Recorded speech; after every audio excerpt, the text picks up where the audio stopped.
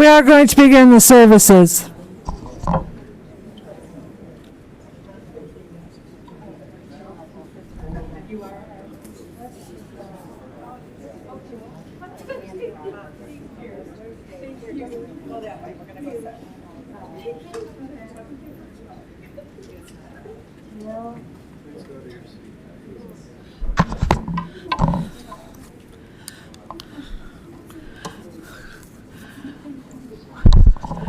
We are going to begin the funeral service for Mr. Stephen Ira Steinberg. If you have a cell phone, I'd ask you kindly to place it in the silent mode at this time or turn it completely off. On behalf of the family, I'd like to welcome everybody visiting us via live stream. Thank you for attending as well. Services will be conducted by Rabbi Mark Belgrade, who's going to start with the ancient tradition of cutting of the kriya.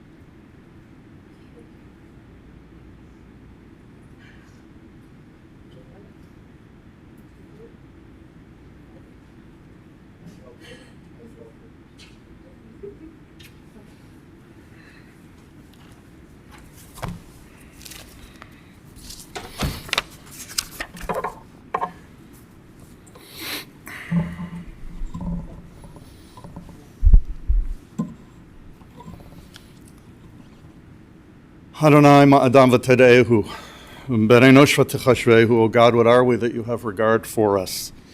What are we that you are mindful of us? We're like a breath. Our days are like a passing shadow. We come and go like the grass which in the morning shoots up renewed, but in the evening fades and withers. You cause us to turn to dust, saying, return, O mortal creatures. Would that we were wise, that we understood whither we are going. For when we die, we carry nothing away, and our glory does not accompany us. Mark the wholehearted, behold the upright, they shall have peace. Adonai, you redeem the souls of your servants, and none who trust in you shall be desolate. Death has taken our beloved Steve, and our friends here grieve in their darkened world. In their silence there is lamentation. In their tears there is loneliness. Lost in their sorrow, may they find the presence of you, their loving friends. Hear them, O God, and be with them.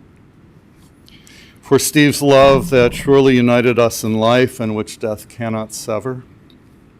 For his companionship that we shared along life's path and which continues through the tenderness of memory. For the gifts of his heart and mind that brought us joy and happiness, and which are now a precious remembrance. For all of these and for so much more, we give our thanks to God.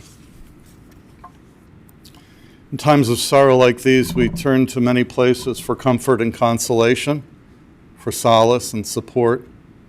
We turn, of course, to family. We turn likewise to friends. And we also turn to words of our tradition, words that our people have employed for millennia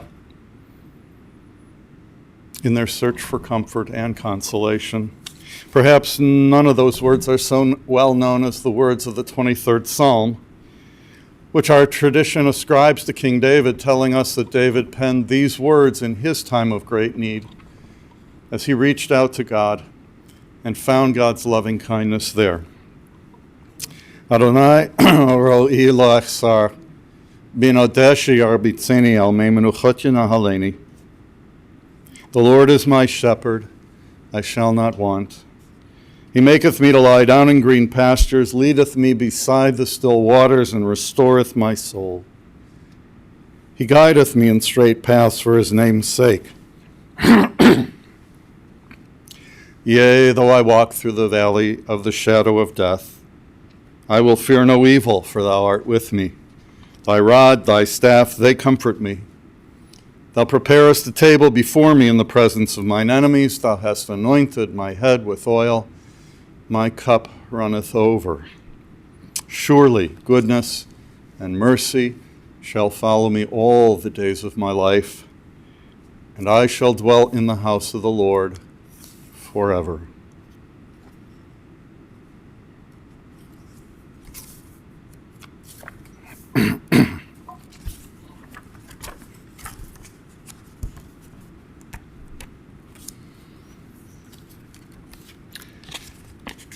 As I prepared for this service, I couldn't help but think of this excerpt from a poem by the Israeli poet Chaim Nachman Bialik, so appropriate to this time.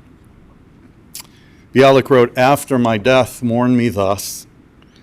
There was a man, and see, he is no more. Before his time, his life was ended, and the song of his life was broken. Oh, he had one more melody, and now that melody is lost forever. It is lost forever." I've shared words of our tradition, prayers, psalms, readings.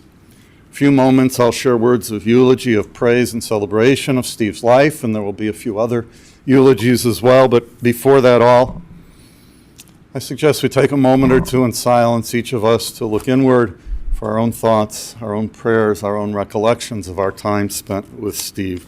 So we'll continue silently.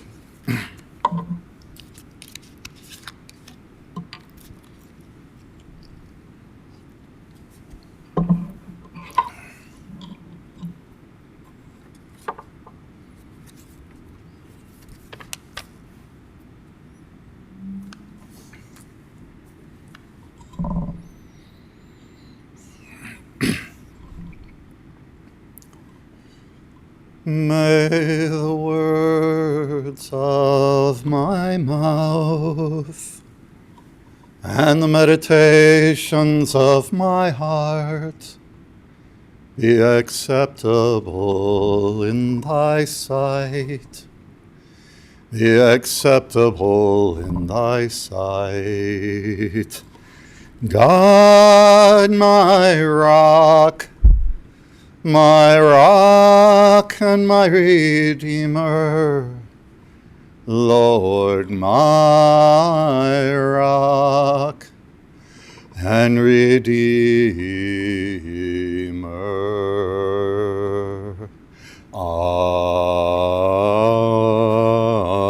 Amen.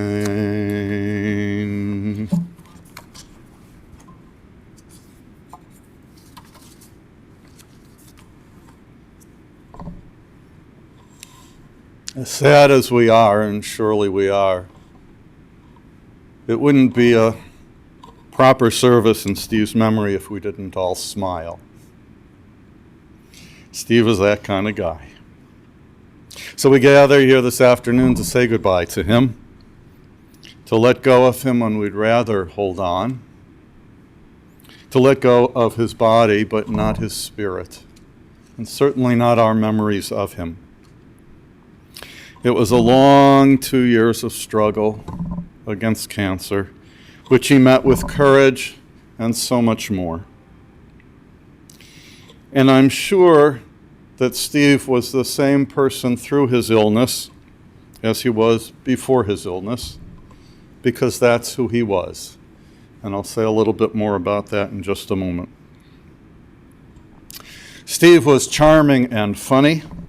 He had that contagious energy that made for a very large presence in any room he entered. He had so much love to give, and give it he did, rather freely. Everywhere he went, he had a special energy to offer, and that he offered freely as well. And to boot, he was a deadhead. I remember all of that from the years that we knew each other. First congregation that we shared together many years ago when our children grew up together.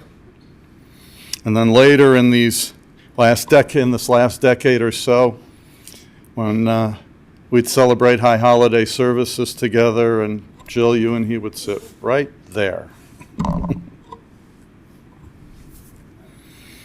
I'd say hello before those services. I'd come marching with the Torah, always with Steve, the smile, the warmth, the embrace.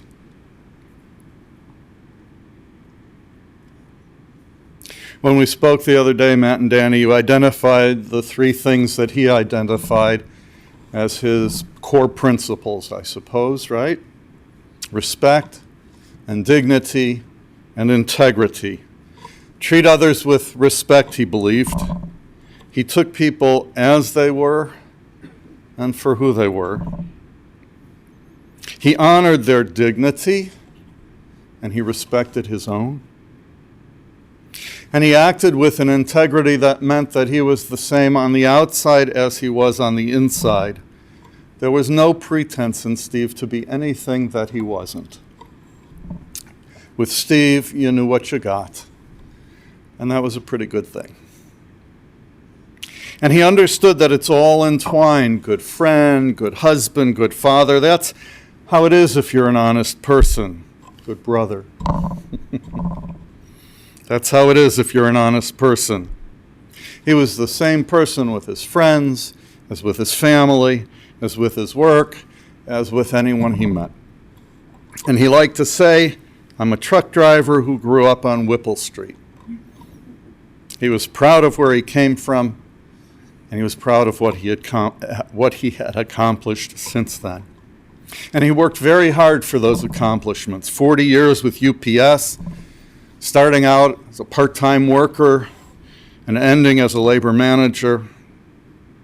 With his friends, he was a great friend. That was one of the things of which he was most proud.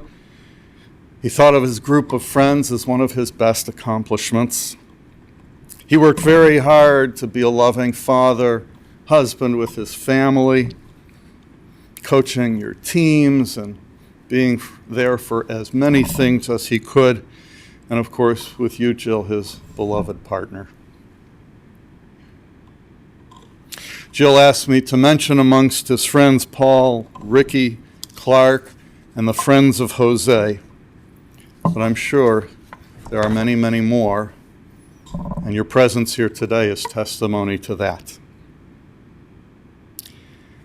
He joins his parents, Denise and Harvey, as well as Jill's father, Ivan, leaving behind Jill's mother, Delphine, and her brother, Ira, leaving behind sister Rachel and Jeff, their daughters, Denny and Grace, his brother, Jason, and his daughter, Riley, Matt and Brittany and Danny. As you said, you had a cool dad. And there was a lot about him to make him your hero. Danny, you talked about how he was your largest supporter and taught you always to get up when you fall. And in your heart, he's the real definition of a true dad. Matt, you spoke of how you felt special being his kid. How you felt so attached to him, felt lucky from a very young age. And you recounted how some of the best things in your life are the things that your father exposed you to intentionally, music, animals, and more. He encouraged you to follow whatever it was and to take it further. You carry him in your DNA, to be sure. Both of you carry him in your values as well, in the lessons that you learned, and the people that you are and the people that you strive to be, for which he gave you such a potent and admirable model. What a story, Jill. A blind date. I don't know if you know this story, but you will now. If I got it right, Jill, your friend's husband was bowling with Steve way back in the day, right? And they said to you, we've got this adorable little cute Jewish guy. And you said yes. So he called, and you immediately had to put him off for a couple of weeks, not because you wanted to, but you had to tend to a friend who was dying out of town, which is, of course, who you are. You got home to find that he had called 15 or 20 times, not giving himself away there, was he? You finally met at Fridays, I think it was, for drinks late at night, and on into the night it went, and then every day thereafter, until after about 7 weeks, he asked you to marry him during a break in the Yom Kippur services. What better advertisement do you have than that? And since then, ever since then, and always since then, he has been your wonderful husband, as you have been his wonderful wife. Caring, intuitive, loving. There were so many things that you shared, we know, some of which people here, your family, your friends, know because they were public, perhaps. But there are also so many things you shared known only to the two of you. I encourage you to take all of those things into your heart. Light them up, let them light you up, let them warm your heart and soul and give you some comfort in the difficult days and weeks that are coming. I know that for all of you and his family, his passing leaves a hole. There may have been things left undone or things left unsaid, perhaps. If there are, I encourage you to say them now, to say them in your hearts. Whether it be good or bad, loving or angry, the hole that he's left can't be filled, but the pain will eventually subside.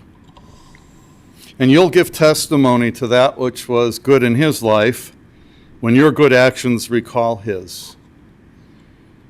When you live your life with integrity, as he did. When you fill up a room or fill up one person's heart with your love, your joy, your respect for them, then you give testimony to his goodness and continue him in some important way in this world that he has left. So we gather to say goodbye. None of us knows what happens next. But Rabbi Milton Steinberg many years ago counseled us at a time like this to hold on with open arms, to hold him close in our hearts where he'll live on, but to open our arms and let him go, because go he must. And despite our pain, or with our pain, we maintain a faith that he lives on, not only in our memories of him, although surely he will live on there, not only in his acts of kindness, although surely he will live on there, but we maintain a faith that he lives on eternally with God, the source of all creation, the source to whom all of us must one day return. Zecher Tzadik Livracha, may the memory of this good man be a blessing for us all. Together we say, Amen.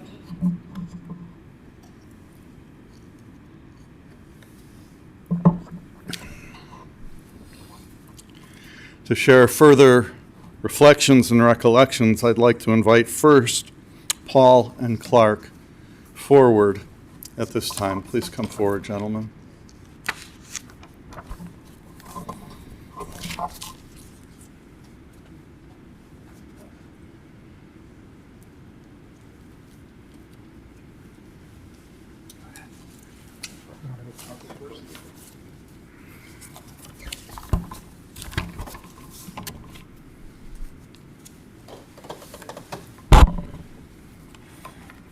I know that everyone in this room has a really good memory about Stash because of the way he led his life, and he had so many deep life experiences. I have one I'd like to share. Our friendship began about 50 years ago. Stash and I bonded over fast pitch games at Green School in West Rogers Park. Not sure we kept score, counted the innings. We played until we ran out of these 29-cent rubber Major League baseballs. And after the game, we would pick a restaurant to eat at. Stash loved food. Good food, a lot of food. He had an encyclopedic knowledge of every restaurant in West Rogers Park. Gigio's, The Ranch, Gillies, El Forno's, Gulliver's, Gold Coin, JoJo's, the list goes on. And we would all laugh talking about him. This led to a lifelong search for the best spots in their locations. He was better than Google Maps at the locations of the restaurants, and he knew everything about the menu. Things in life were important to Stash. He paid attention and took things seriously. A lifelong athlete, he loved baseball, football, golf, and racquetball. He was known by his Mather football jersey number 32. After high school, he began a 40-plus year career at UPS. He was proud. He climbed the corporate ladder. He told me that the toughest job in that 40 years was when he was a driver on Maxwell Street in his early 20s. He said that his daily stops on Maxwell Street with Paul Sherman, Ricky Sinofsky were the highlights of his day, and he didn't know how he made it through those 2 years. It must have provided a foundation for him, because he had many responsibilities throughout that long career. In later years, he would negotiate contracts with the union. He represented UPS, a serious job that suited him. He was smart, fair, humble, tough, relentless, and an excellent communicator. The company was probably one of the most disciplined in America, and he thrived within its ranks, which is kind of unusual because he was also a free spirit. He saw hundreds of Grateful Dead shows. He knew the lyrics to all the songs. He found meaning and inspiration in the music. He told me aspects of his life were directly related to those words. He loved music, and he loved the Dead. I've always viewed Stash as a confident, wise leader. He was able to share his feelings and talk about life's meanings. This was especially true when we honored Jose at the annual Turkey Bowl. His words every year provided much comfort and reminded us of our many blessings and to be grateful. Stash allowed me to take him to his chemo treatments. Of course, we would listen to the Grateful Dead and talk. When discussing things about his care, he would always say, I need to catch a break. And I was with him when he would talk to the doctors, and it wasn't as he expected. And he would pepper the doctor with questions, and quite frankly, I didn't know what to say. And he would just look over at me and say, "Don't worry." He goes, "If I die, I'm going to live until my last breath." True to his word, he battled. He was driven by his core values, and he reserved his great love and strength for his family. He was proud of Danny's entrepreneurial accomplishments and talked about her constantly.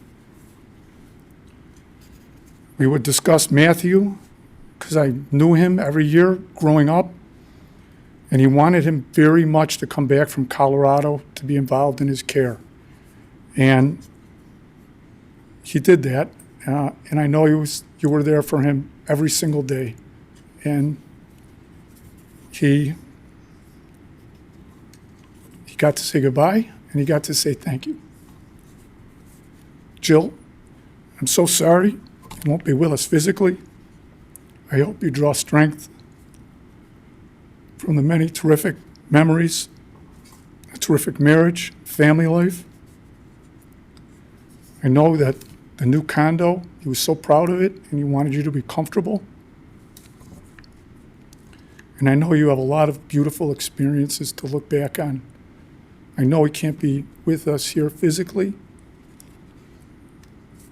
It's a beautiful day outside, and I hope he's here with us, looking, and that he's resting in peace.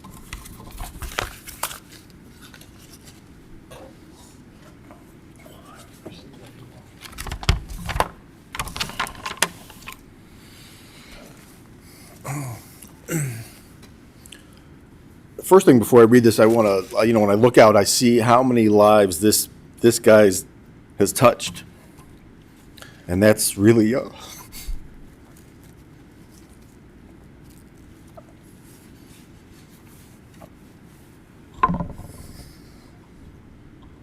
that says something about the life you lived. So bear with me as I get through this.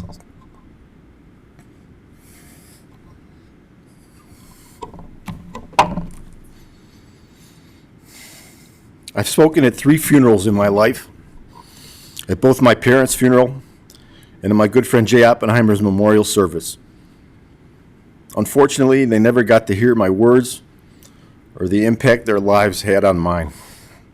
So I decided that this time, as awkward as it may be, I wanted the person to hear what I was going to read about them at their funeral, while they were still alive and alert. So I thank Matthew for reading my words in private to Steve a few weeks ago. The same words I'll read to you today.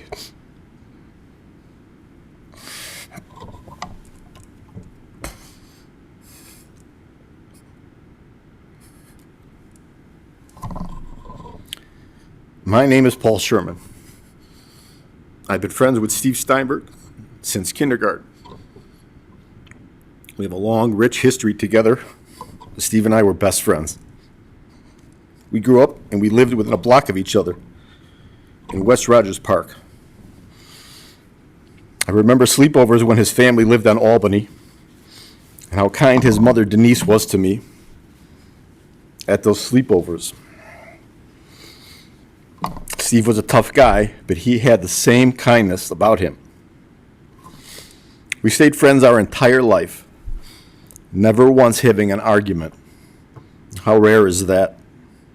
And as best friends, we talked about everything. No walls, no judgment.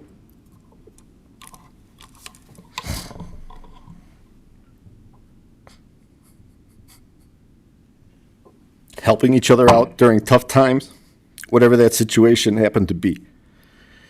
Became extremely close over the past decade. Shared many intimate conversations about many subjects during our lives together as friends. And as Steve's health declined, our conversations to each other became more important than ever, complex, intimate, and very emotional at times.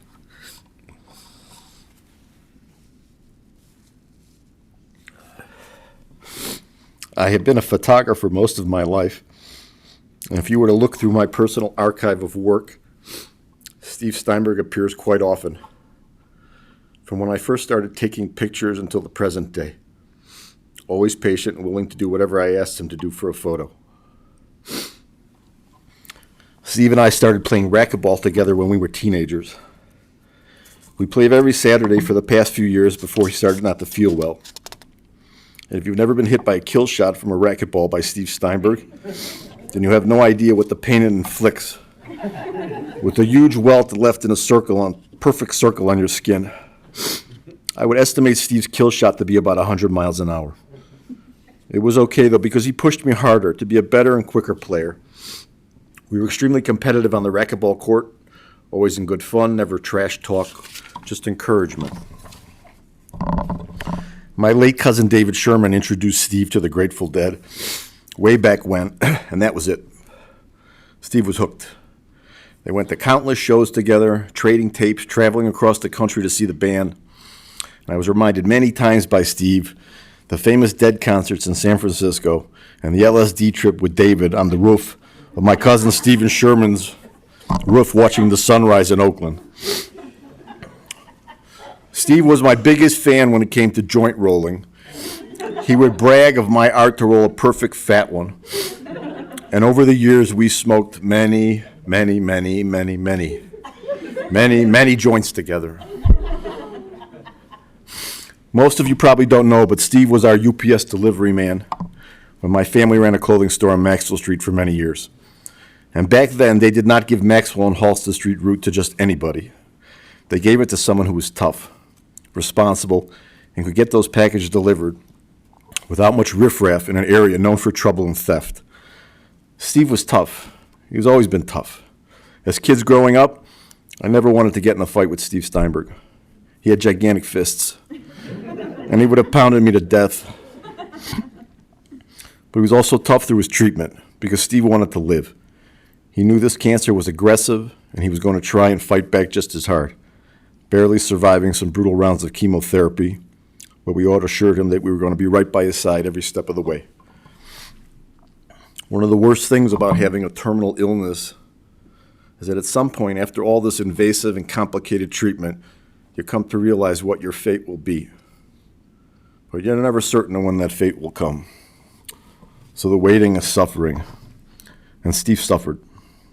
He suffered physically to find comfort for his body, and he suffered emotionally with all the depression and anger associated with a terminal illness. To watch the loved one suffer is a true reality check in life, filled with helpless feelings. In my private moments with Steve, he expressed to me how proud he was of both of his children, Danny and Matthew. We talked about how bittersweet it was the situation had brought the two of you closer, and that one of his final wishes is that you remain close to each other as brother and sister, and may maintain a close relationship with Jill. To the Steinberg family, to Jill, Matthew, Danny, our deepest condolences from Christy and myself. We have felt the deep pain with you and Steve since the very beginning. We tried our best to be there every step of the way for you guys. Caring for Steve daily, the way you all did, with love, respect, and dignity, and keeping him safe through his difficult days, left him choked up and speechless when we would discuss the topic of family. We all know there were some angered, difficult times with Steve throughout his illness. He could be very hostile at times, and that was because he loved all of you unselfishly, and because Steve wanted to live on with all of us. Having Steve taken from us before his time affects each of us in this room differently. He was a husband, a father, a brother, an uncle, a great friend to many of us here today. It's a reminder how fragile life is. And there are no guarantees. The adjustment of not having him around will take some time to settle in. Forever leave a void in my heart. I want to say something directly to Matthew. I've been in your shoes twice in my life, assisting my sister in caring for an ailing parent. I think it's one of the most honorable and emotionally difficult things you will ever experience in your life, a heartbreaking time. But within those extremely difficult moments with your father, all the back and forth to the hospital, to sitting there with him during treatment, being at his side almost 24/7, helping Jill whenever needed, I can't express to you how deeply moved and proud and safe you made him feel. You really showed him of what you're made of, and what you're made of is the same stuff your father's made of. A caring, unselfish, compassionate soul. So God bless you for stepping up at a tough time. I shared a lifetime of great times with Steve Steinberg. I mean, great times, stories I can't even tell you about. Because we did everything under the sun together as kids and teenagers growing up. I feel blessed and honored to have had a lifelong friendship with him. A great friendship filled with wonderful memories and special times.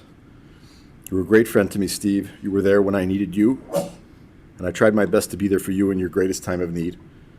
You will be dearly missed by all, and you will be in my thoughts every day moving forward. I love you, brother.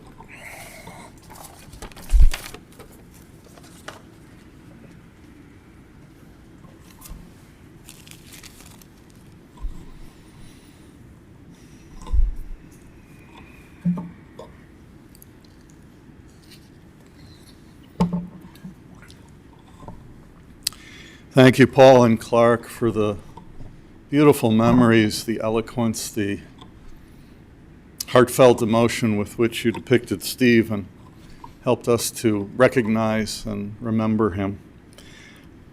I'm now happy to invite Mike and Brian to share their thoughts and recollections as well.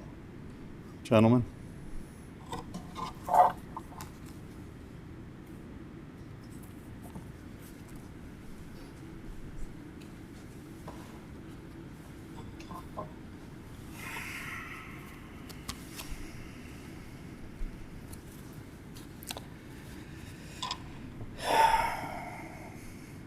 Words. There are no words. Well, maybe there's some words. Hold on a second.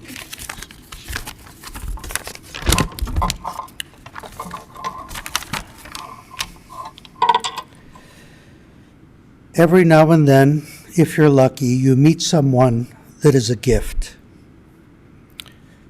Someone who loves his life, who enjoys music, dancing, eating, and drinking. Someone who is a people person. Steve was all of that and more. I saw something special in Steve. One of those gifts he had was to be able to instill confidence in others, to be the best at their job, or on the baseball field, and with his own family. Steve was a great communicator and teacher, always eloquent and never at a loss for words. And I envied that in him. Steve was also a compassionate man who always looked to lift people up when they were down, to include them in the game of life, and make them feel that they were just as important to the team as the best batter, fielder, and pitcher. And I am forever grateful to Steve for including me and my family in his life. Most important to Steve was his family, Jill, Matt, and Danny, who he loved completely and fiercely. And on behalf of the Leibovitz family, please accept our sincerest condolences, and may his memory be for a blessing.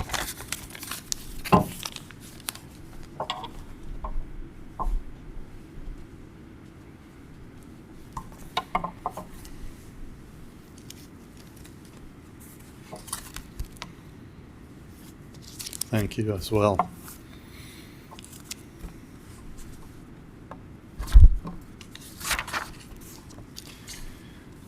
There are two traditional prayers with which we conclude the last of those Kaddish we'll say at the gravesite when we head there after this service. First of those is known simply as El Malei Rachamim, God full of love and kindness, as we ask God to share that loving kindness with the soul of our loved one who has left us, with the soul of Steve Steinberg, Yisrael ben Chaim V'dah Hachana. I ask you all please to rise.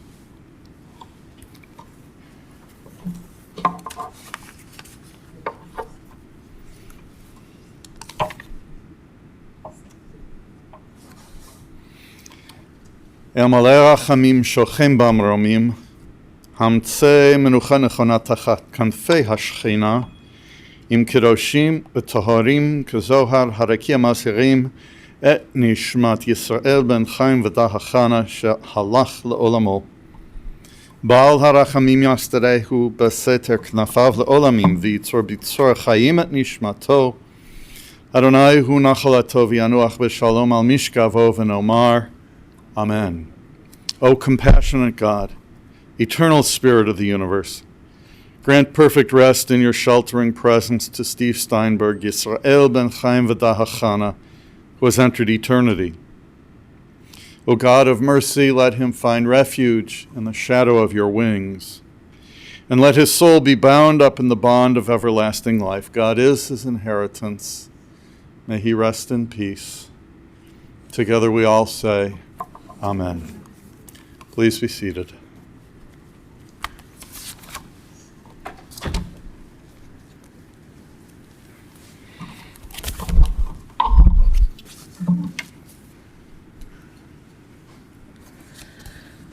This concludes the service at the chapel. Interment will take place at Shalom Memorial Park Cemetery, that's 1700 West Rand Road in Arlington Heights. The procession will be forming in the parking lot. Please keep in mind a few safety features while in the procession if you're going. Keep your bright headlights on, put your emergency blinkers on, attach the orange funeral sticker to the passenger portion of your front windshield, and we'll also attach a flag to the roof of your car.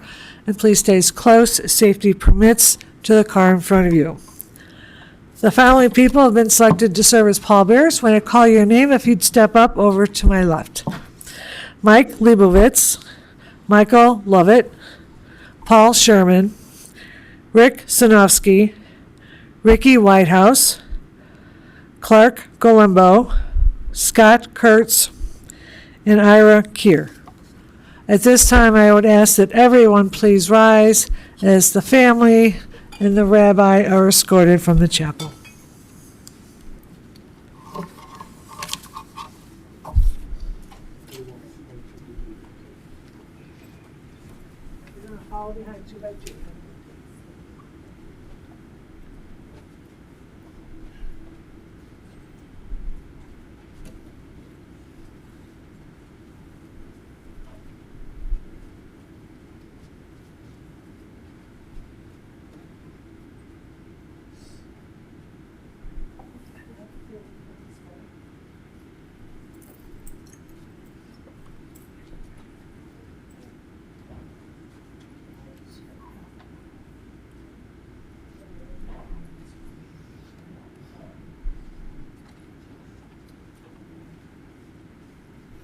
We gotta go right through the first picture.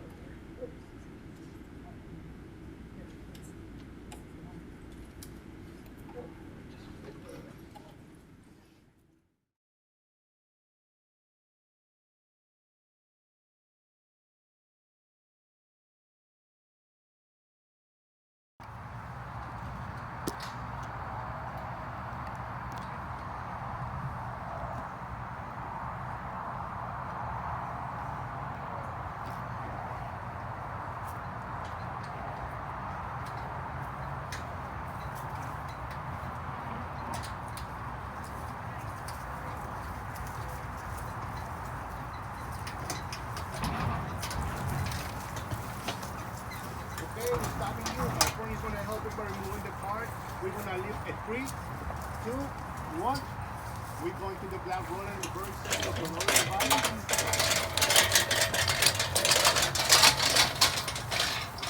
And once we put it down, we may remain. And down. Thank you very much. I have it. You guys can go back with the family. Thank you a lot. Thank you.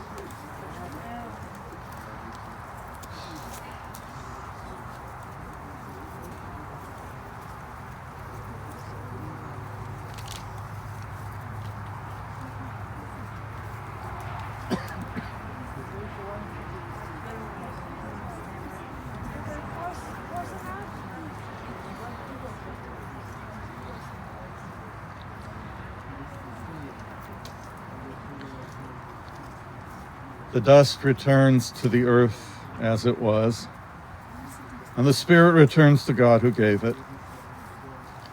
It's only the house of the Spirit which we now lay within the earth, for the Spirit itself cannot die. Receive in mercy, O God, the soul of our departed Steve Steinberg. Grant him that everlasting peace which you have prepared for us in the world to come. Though no human eye has seen, nor ear has heard, nor mind has grasped it, still it is our sure inheritance and our everlasting portion. God, help us to understand that grief and love go hand in hand, But the pain which loss inflicts is the measure of a love stronger than death. And though we cry in the anguish of our hearts, may we be like children who cling unafraid and who know that their parent is near. In this spirit, O God, do we commit all that is precious to us into your keeping, as we repeat words hallowed by so many generations. Words known simply as Kaddish. Words which we associate with times like this of death and pain and loss and sorrow. But words which in fact speak nothing of any of those. In fact, the words of Kaddish are words of praise, one after another, after another, after another, after another. For a long time, I considered it curious that our tradition would instruct us to speak words of praise at a time like this, at a time of hurt and pain and deep sorrow.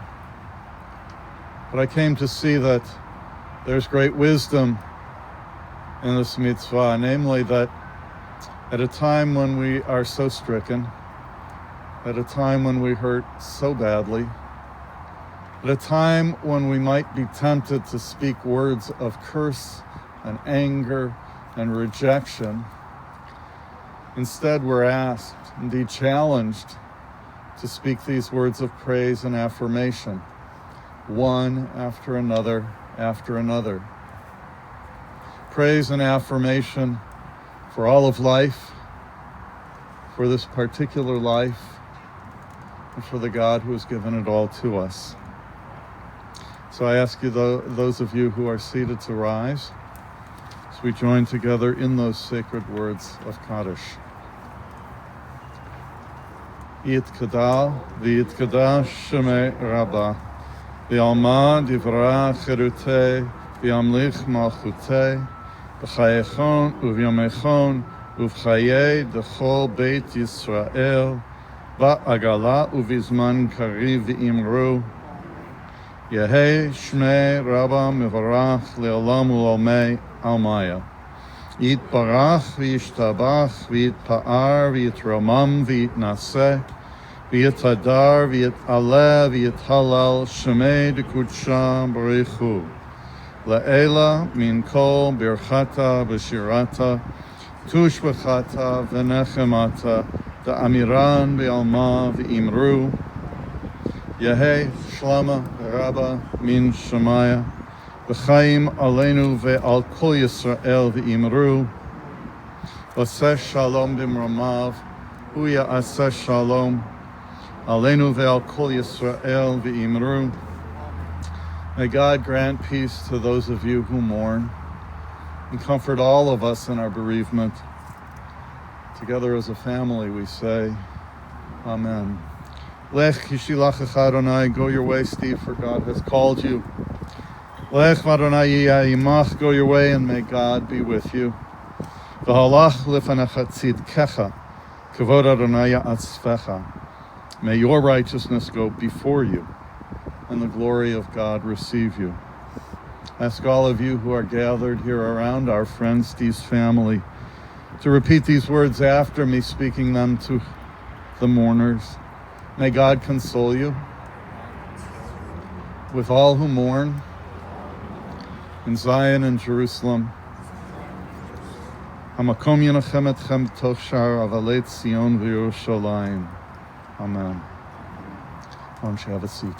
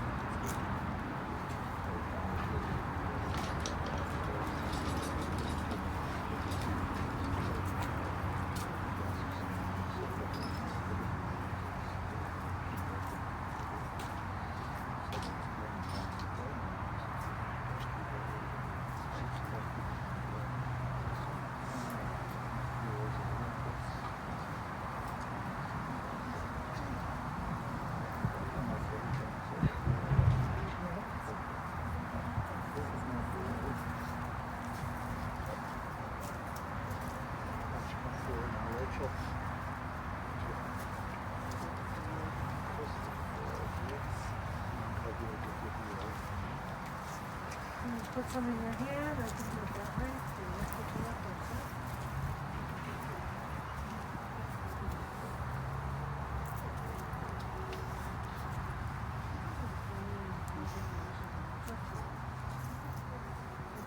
Once the gentlemen finish closing the vault, we'll begin the mitzvah of burial. Mitzvah is a sacred opportunity, a sacred obligation. And the burial of a friend, a family member, is seen as one of the highest mitzvot in our tradition, in that it is an act of gomel chesed, of loving kindness, something that we do for another person, knowing full well that he will never be able to pay us back. So it's a gift of love that we offer from our hearts. Steve's immediate family will come first to begin that process of burial. They will. Peggy, do we have urns today? Yeah, they're right there, so we'll get them out in a minute. Family will start with the burial, and then we'll invite the rest of you forward. Anyone who would like, and certainly no one is obligated to do it. If you prefer to return to your cars at that point, you're certainly welcome to do that as well.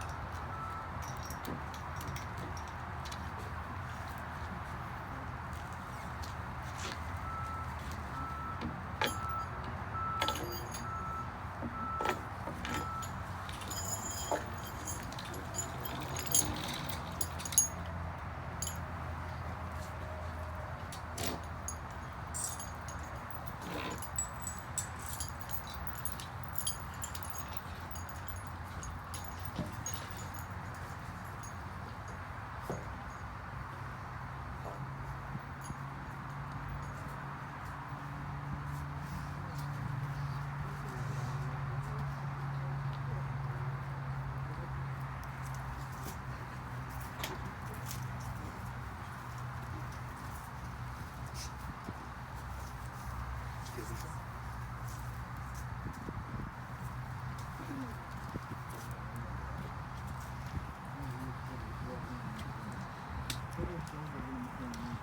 is 3 shovels full, and then to put the shovel back in the skirt and let the next person take it.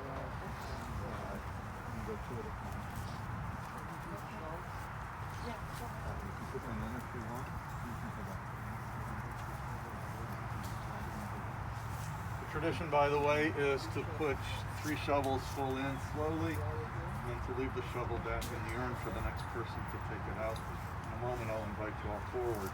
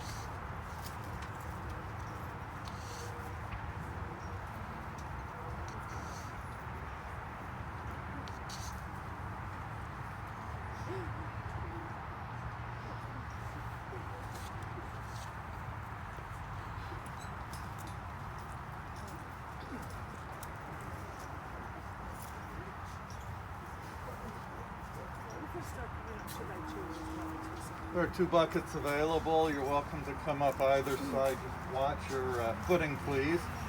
There are lots of roots around.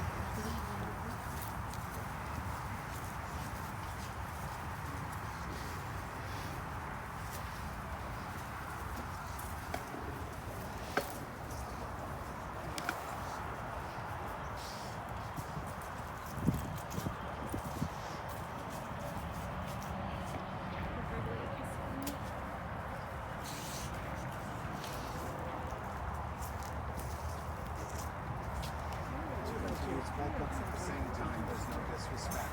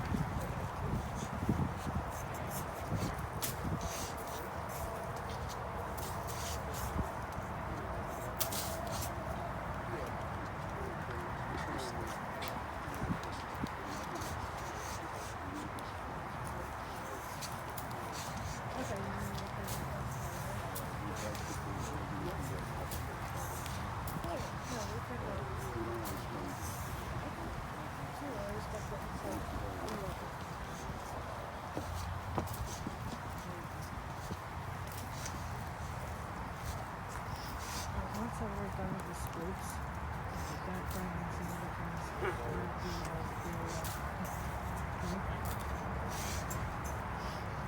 I'll go tell my.